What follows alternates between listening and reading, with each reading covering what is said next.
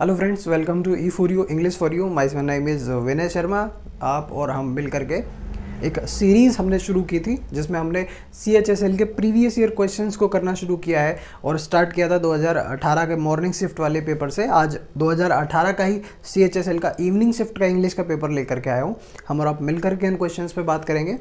जिन लोगों को स्टार्टिंग से इस सीरीज़ को देखना है तो चैनल पे जा करके देखेंगे। तो CHSL प्रीवियस ईयर क्वेश्चन के नाम से एक सेपरेट प्लेलिस्ट है उसके लिए, तो आप प्लेलिस्ट चेक करेंगे और भी आपको ग्रामर के काफ़ी सारे टॉपिक जैसे टेंस, नाउन, प्रोनाउन, ये कंप्लीट इनके वीडियोस के प्लेलिस्ट सेपरेटली अवेलेबल हैं, तो आप उनको भी जा करके चेक कर सकते हैं। तो सबसे पहला क्वेश्चन, चलिए स्टार्ट करते हैं।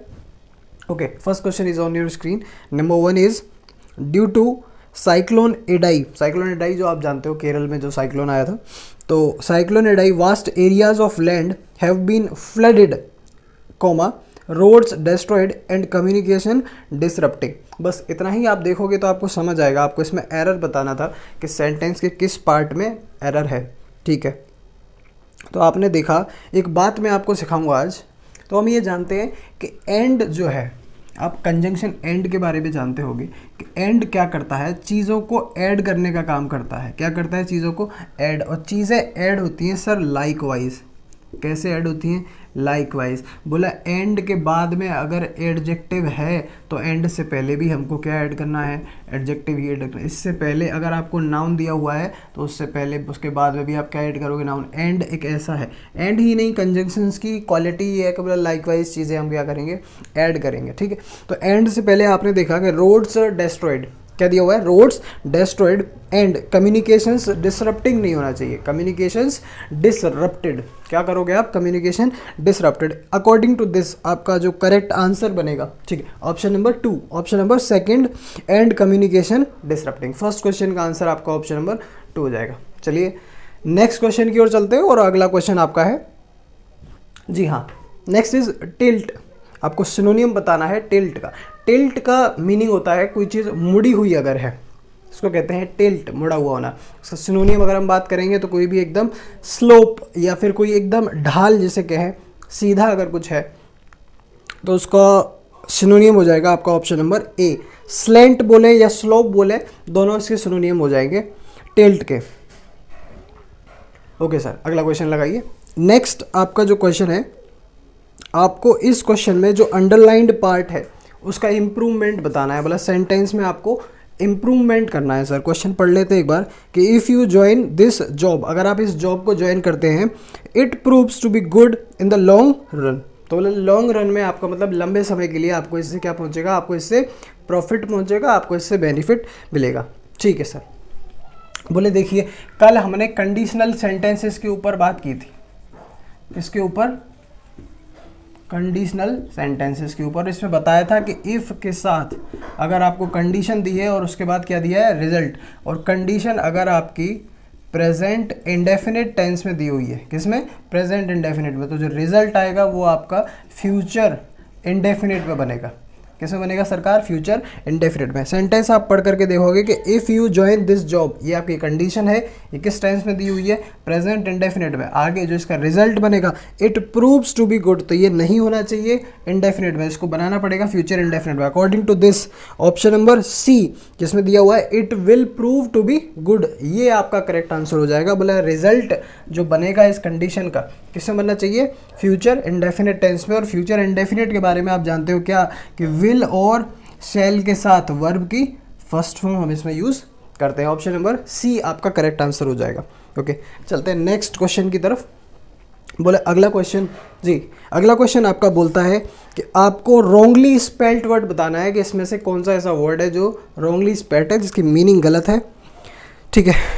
तो ऑप्शन नंबर ए, बाकी स्पेलिंग सारी सही है। एग्जाम्पलीफाई, एक्सेल, एग्जाम्पल, एग्जाम्प्ट सब सही है।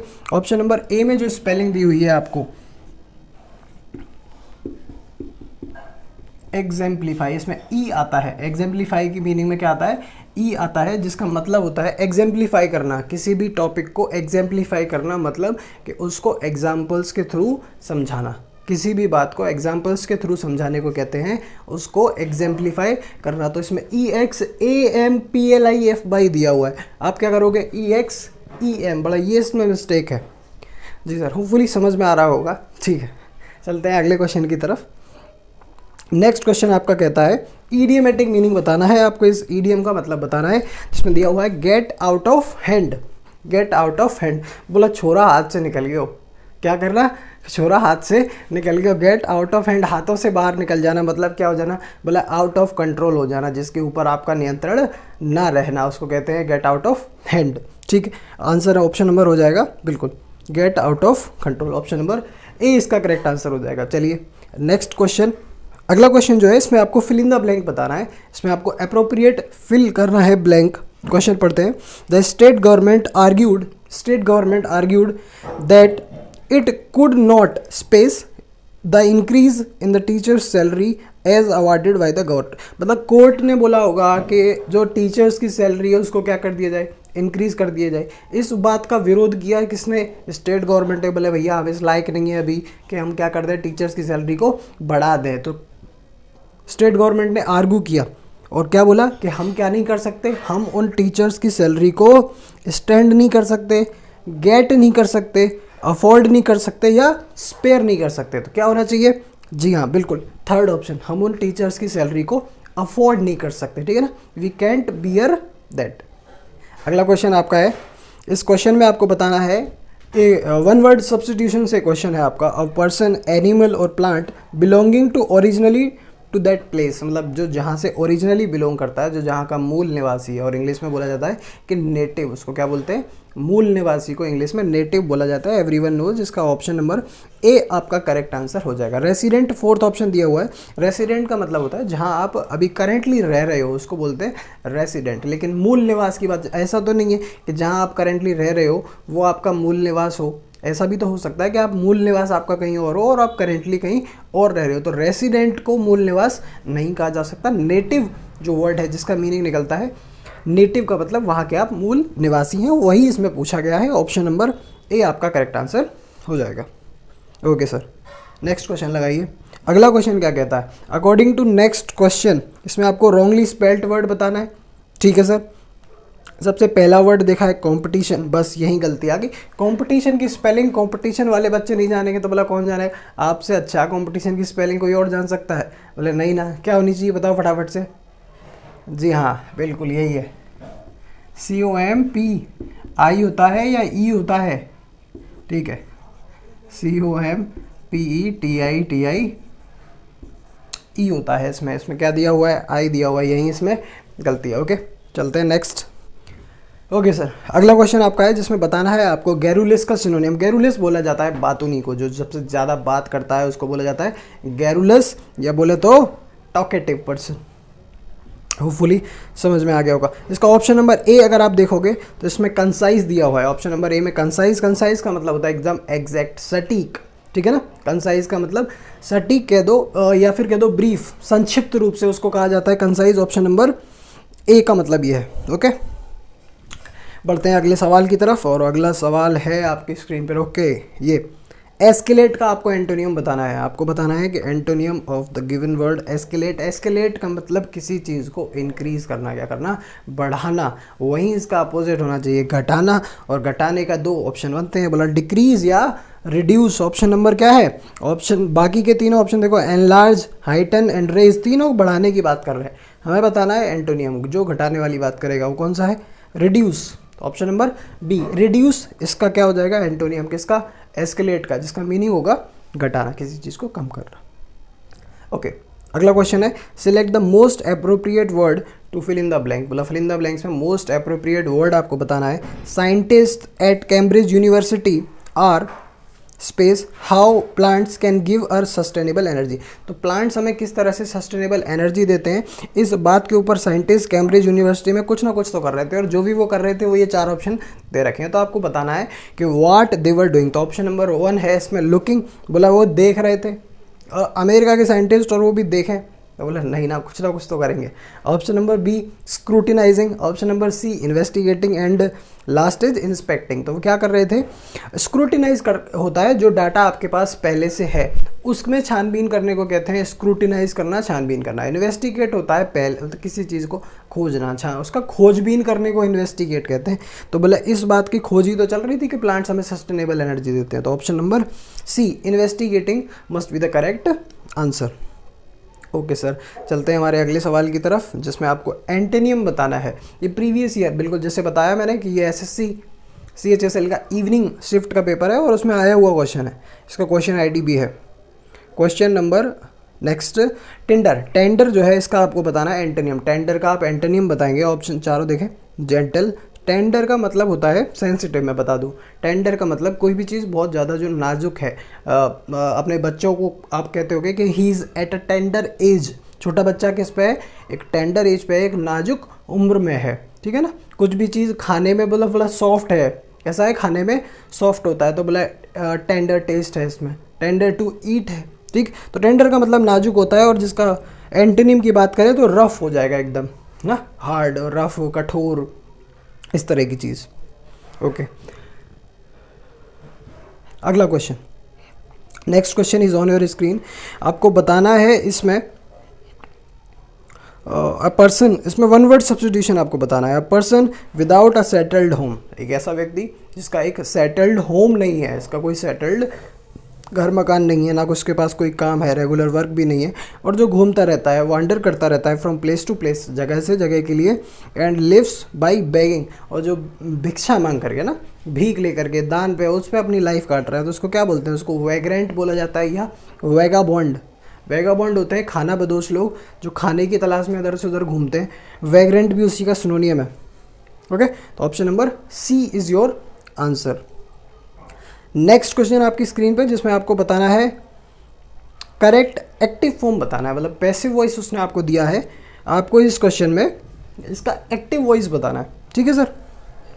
क्वेश्चन क्या कह रहा है, the main gate of the building was being guarded by gun toting guards. बोला मेन गेट गार्ड्स के हाथ, गार्ड्स ने जो है गार्ड कर रहे थे उसको जिनके पास गन थी। अच्छा, सेंटेंस में आपने देखा वाज बीइंग, कल भी मैंने बताया था कि देखो जैसे पैसिव वॉइस का स्ट्रक्चर है और इसमें आपको दिया हुआ है वाज बीइंग, ठीक है, तो इसका एक्टिव वॉइस मस्ट बी, आपने वाज के साथ वर्ब की फर्स्ट फॉर्म में आईएनजी, तो मतलब पैसिव एक्टिव वॉइस जो रहा होगा वो हमेशा किस टेंस का होगा, पास्ट कॉन्टिन्यूस टेंस का, समझे। वाज के साथ बीइंग पैसिव वॉइस में देना तो एक्टिव वॉइस हमेशा हमारा पास्ट कॉन्टिन्यूस का स्ट्रक्चर होगा। और देख लीजिए चारों ऑप्शन में कौन सा ऐसा ऑप्शन है जो पास्ट कॉन्टिन्यूस टेंस में, और जो पास्ट कॉन्टिन्यूस टेंस में, that will be your answer. तो ऑप्शन नंबर डी की आप देखें तो वर गार्डिंग दिया हुआ है, वर प्लस वर्ब की फर्स्ट फॉर्म में आईएनजी, वाज वर्ब के साथ वर्ब की फर्स्ट फॉर्म में आईएनजी, किस टेंस का स्ट्रक्चर होता है, पास्ट कॉन्टिन्यूस का, that will be your answer. तो option number D, gun toting guards were guarding the main gate. Okay, next question की तरफ लगाइए सर, अगला क्वेश्चन लगाइए स्क्रीन पे।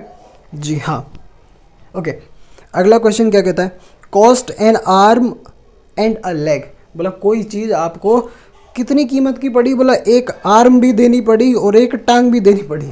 इतनी महंगी कोई चीज़ पड़ी, तो बोला हल्की तो नहीं होगी, अच्छे स्तर की होगी, अच्छी उसकी कीमत होगी, तो है ना। तो इसका आंसर हो जाएगा वेरी एक्सपेंसिव, बहुत ज़्यादा महंगी कोई वस्तु है जिसकी कॉस्ट क्या है, एक आर्म और एक लेग के बराबर किया, तो that will be very expensive thing. चलते हैं अगले क्वेश्चन की तरफ। नेक्स्ट क्वेश्चन इज, अगला क्वेश्चन आप देख पा रहे होगे, I look for a better job for 2 months।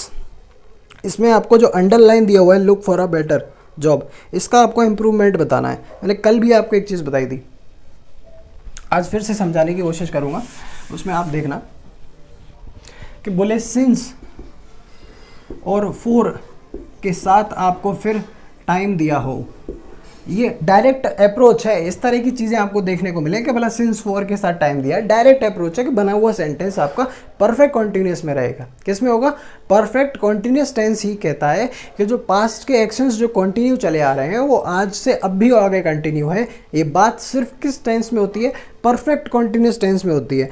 इस जो अंडरलाइन पार्ट है ये पास्ट इंडेफिनिट में दिया हुआ है, इंडेफिनिट को आपको करना है प्रेजेंट इंडेफिनिट में सॉरी दिया हुआ है, और आपको इसमें करना, इसको कन्वर्ट करना है प्रेजेंट परफेक्ट कॉन्टिन्यूस में। तो आपका option number B, have been looking for a better job, option number B इस क्वेश्चन का आंसर हो जाएगा। चलते हैं अगले सवाल की तरफ और next question is on your screen now. Okay, अगला सवाल क्या कहता है आपको कि आपको ग्रामेटिकल एरर बताना है इसमें। She got 2 quick promotions in order that, बस यही गलती है, उसे 2 प्रमोशन मिले और किस वजह से मिले, उसकी गुड कम्युनिकेशन स्किल्स की वजह से। She got 2 quick promotion in order that she has good communication skill, उसकी अच्छी कम्युनिकेशन स्किल है, इस वजह से उसको मिले। तो इन ऑर्डर दैट इस क्रम में नहीं, इस वजह से, और वजह रीज़न बताने का काम आप बिकॉज के साथ करो, एज के साथ करो। तो इस तरह से इसमें जो एरर है, जो कंजंक्शन रिलेटेड एरर है, option number be in order that, इसमें आपकी मिस्टेक है। ओके, नेक्स्ट आपका जो क्वेश्चन है, आपको इसका पैसिव फॉर्म बताना है। जो गिवन स्टेटमेंट है आपको इसमें पैसिव वॉइस में कन्वर्ट करना है। Do not park your car in front of my house. Okay, तो इस क्वेश्चन को आपने पढ़ा, पता चला इम्पेरेटिव स्ट्रक्चर है। कैसा है? Imperative structure. और इम्पेरेटिव स्ट्रक्चर सेंटेंसेस को जब हम पैसिव में कन्वर्ट करते हैं तो मॉडल्स वर्ब की हेल्प लेते हैं, मॉडल वर्ब्स की हम हेल्प लेते हैं। तो इसका आंसर हो जाएगा your car shouldn't be parked in front of my house. That will be your correct answer. Option number C is the correct answer. Okay सरकार, तो मिलते हैं आपसे अगले प्रैक्टिस सेशन में। ऐसे ही जुड़े रहिए। प्रीवियस जो पहले जो प्रैक्टिस सेशंस जो अपलोड हो चुके हैं तो आप चैनल पर प्लेलिस्ट सेपरेट जा करके देखोगे। Previous year CHSL English question paper सारे के सारे मिल जाएंगे आपको। मैथमेटिक्स के भी वहीं अवेलेबल है। तो इन सबको देखिए, तैयारी करिए। All the best for your exam. Thank you.